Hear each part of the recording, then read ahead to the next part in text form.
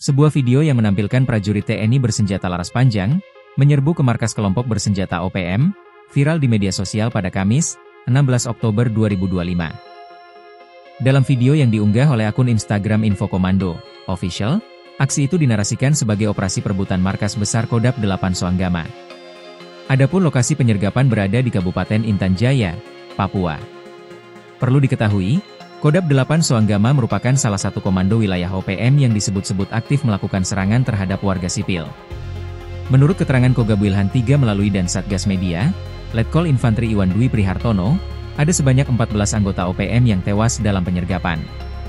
Sementara untuk prajurit TNI dipastikan selamat seluruhnya. Adapun pihak TNI sudah merilis daftar 12 nama anggota OPM yang tewas, termasuk Agus Kogoya selaku Kepala Staf Operasi Kodap 8 Soanggama, dan IP Kogoya yang merupakan adik kandung Pangkodap 8. Sementara untuk dua nama lainnya masih dalam proses identifikasi. Dinarasikan dalam video, aksi penyergapan dilakukan oleh Satgas Gabungan TNI yang terdiri dari Satgas Raja Wali, Yonif 500 Rider, dan Yonif 712 WT. Berdasarkan kronologi, prajurit TNI mulai bergerak menuju Soanggama pada Selasa 14 Oktober untuk membantu masyarakat yang diklaim mengalami tekanan dari 30 orang anggota OPM. Kemudian kontak tembak baru terjadi setelah pasukan TNI diserang pada Rabu 15 Oktober, sekira pukul 5.30 WIB.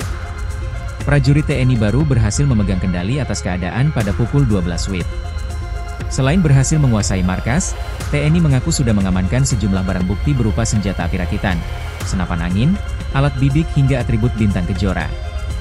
Kini TNI menetapkan wilayah Soanggama sebagai area aman dan sudah punya stabilitas.